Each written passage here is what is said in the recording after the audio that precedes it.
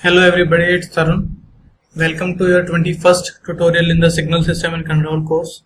In this tutorial, I'll start with Unit 7, which is Laplace transform. So let's start. Okay.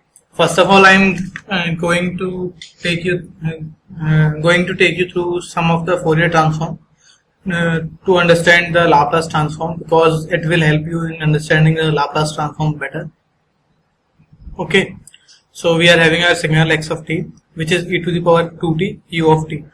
So its Fourier transform x of j omega will be this expression, which is minus infinite to infinite integral x of t e to the power minus j omega t dt. Okay. So after solving this expression, okay, you can find out the desired output, which will be 1 upon 2 minus j omega. Okay, and you know that the Fourier transform of many signals does not converge. Okay, so now if I am having a signal x bar t, which is e to the power 2t into e to the power minus sigma t, where sigma is greater than 2, so its Fourier transform x of j omega will be integration minus infinity to infinity x bar t e to the power minus j omega t dt. Okay, now I have replaced the value of x bar t, and I can rewrite the above expression in this manner by changing the limits from 0 minus infinity to infinity to 0 to infinity. Okay, so when I solve this integral, I'll get this as my output or answer, which is 1 upon sigma minus 2 plus j omega. Okay, or I can rewrite it in this manner, where I have this expression for x bar of j omega, and I have taken out e to the power 2t ut outside, and e to the power minus sigma t and e to the power minus j omega t within a bracket, and then I have replaced it in this manner, where e to the power 2t ut is x of t, and the remaining term is e to the power minus sigma plus j omega whole t. Okay, and I have replaced now sigma plus j omega with s, which represents the Laplace transform for any function. Okay, it is done with respect to the variable s, and the Laplace transform is of x of t will be represented by x of s, and it will be equals to minus infinite to infinite integral x of t e to the power minus st dt, where s is sigma plus j omega. Okay, so this is the Laplace transform, as I told you earlier, and there is one thing related with this Laplace transform, which is region of convergence or ROC. Okay, it is the range of values of s for which the above integral converges. Okay, and the Laplace transform is has an application in the analysis of differential equations, whether it be ordinary differential equation or partial differential equation. Okay, and it is also applicable in the moment generating function of random variables. So now let's see one example. Okay, we are having a signal x of t as e to the power at ut. So now I am finding out the Laplace transform of this function. Okay, so I can replace the s with sigma minus j omega, or I can find out the answer in the terms of s also. Okay, and I'll get the output 1 upon s minus a, which will be the Laplace transform of the signal x of t if r of s. Okay, r of s greater than a is the region of convergence for this function x of t. So in the complex plane, complex S plane, we can graphically represent our ROC, or which is region of convergence. Okay, for this function, it will be like this, where A lies in the left side of the j omega axis.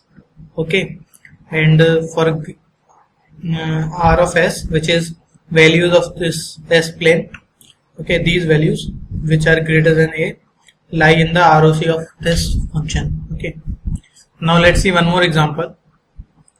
Here I am taking the example of signal x of t, which is equals to minus e to the power at u of minus t.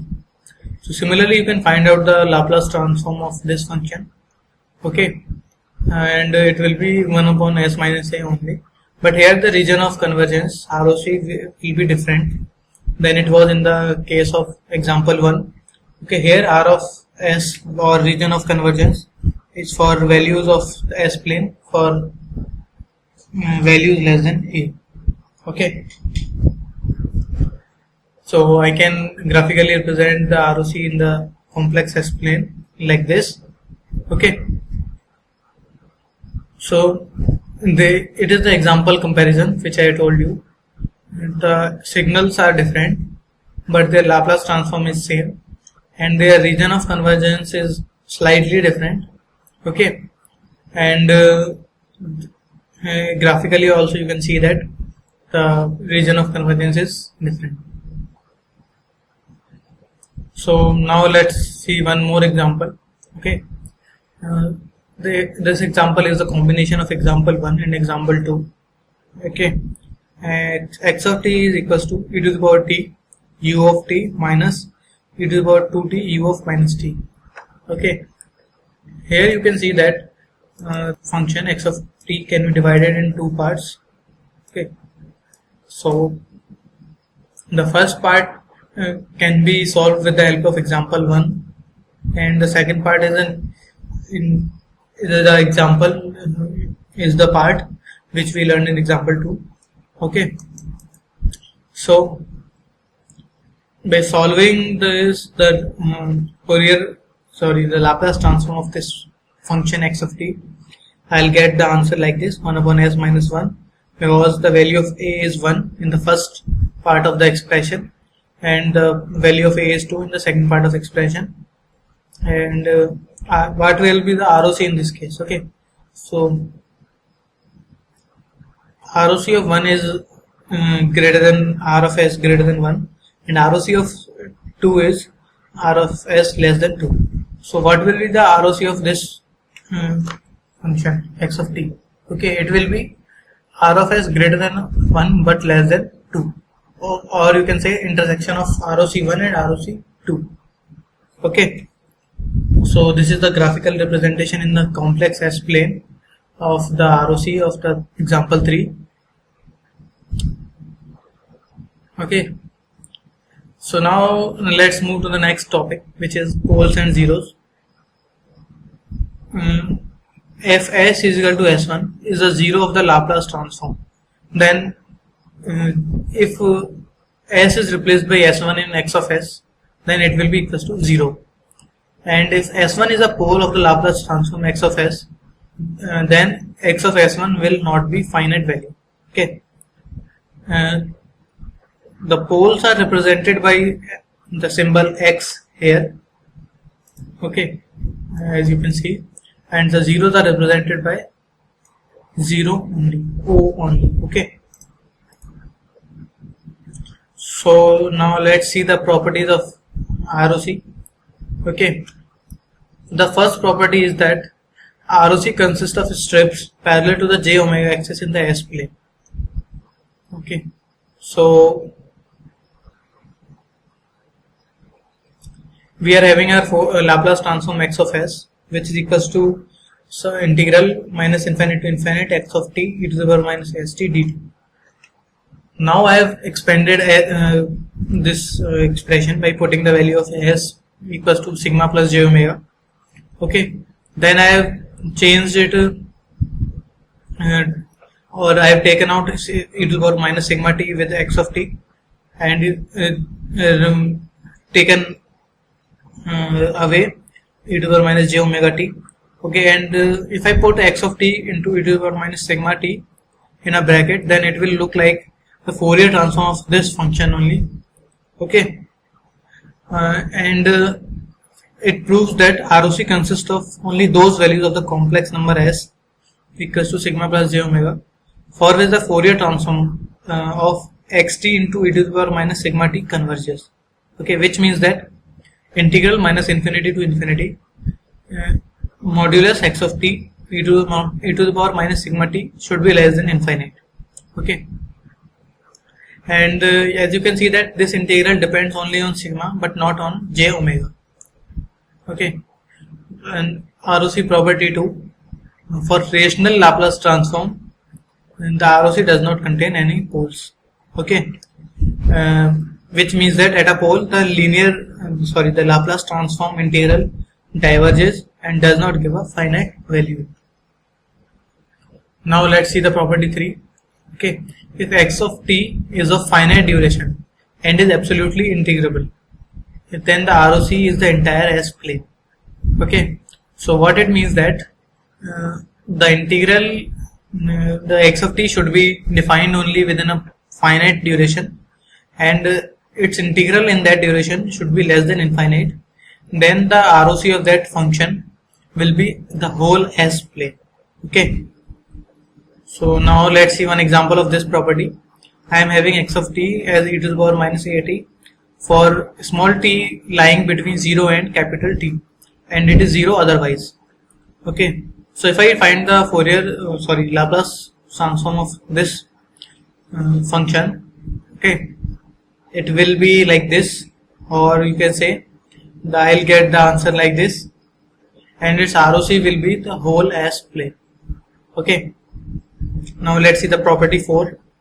If x of t is right sided and if the line r of s is equal to sigma naught is in the ROC, then all values of s for which r of s greater than sigma naught will also be in ROC.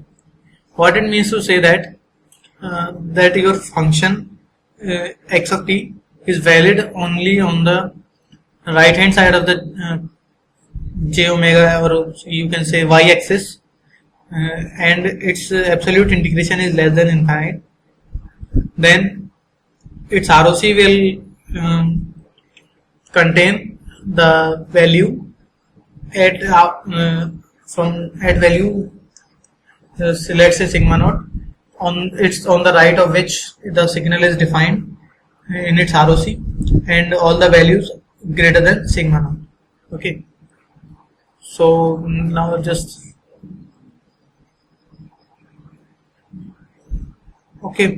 so now let's see one example. If x of t is e to the power at ut, okay, you all know that this function is defined only from 0 to infinite, which defines this function as a right sided function, and its Laplace transform is 1 upon s minus a. So it tells us that it will contain all the values in the ROC for r of s greater than a. Okay, similarly, if your signal is left sided and if the line r of s is equal to sigma naught is in ROC, then all the values of s for which r of s is less than sigma naught will also be in ROC. This is similar like the previous property, but here we are talking about the left sided input signal whose Laplace transform will also have ROC similar to the last property, but here the sign will be changed. Here the ROC will be r of s less than a. Okay, so this was all from my side in this tutorial. In the next tutorial I will start with ROC property 6. So thank you guys for watching. I will see you in the next tutorial.